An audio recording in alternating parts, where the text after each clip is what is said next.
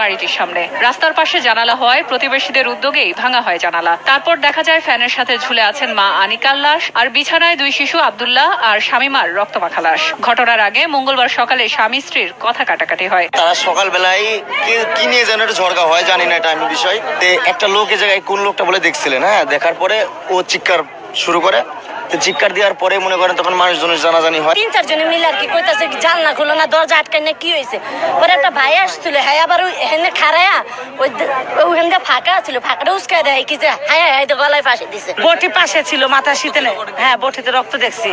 আর একটা চিঠি আপনার ওই লেখা ছিল, চিঠিতে লেখা দারোগা পড়লো যে আমার বাচ্চারা আমি মারছি আর আমি নিজেও হত্যা করছি, আমার স্বামীর কোনো দোষ নাই। এদিকে খবর পাওয়ার পরপরই দারুস সালাম থানা পুলিশ ঘটনাস্থলে এসে লাশ উদ্ধার করে। ঘটনাস্থল থেকে একটি রক্তমাখা বটি ছাড়াও নিজেই শিশু সন্তানদের হত্যা করেছেন উল্লেখ করে চিরকুট পাওয়া যায়। মহিলা আনিকা সে আত্মহত্যা করছে, সে একটা আত্মহত্যার আগে একটা চিঠিও লিখে গেছে। সেখানে সে লিখছে যে হাজব্যান্ডকে ইন্ডিকেট করে লিখছে যে তোমার একটা ভুলের জন্য এত বড় ঘটনা ঘটলো এরকম। আমরা আসলে এই জিনিসগুলো কথা দেখছি, যেহেতু এখানে বাইরের ইনভলভমেন্টের সম্ভাবনাটা কম, তাই ভিতরেই তাদের অভ্যন্তরীণ ঝগড়াঝাটি কিংবা পারিবারিক অশান্তির কারণে বিষয়টা ঘটছে বলে আমাদের প্রাথমিকভাবে মনে হচ্ছে। তারপরও আমরা অন্য সবকিছুই খতিয়ে দেখতেছি।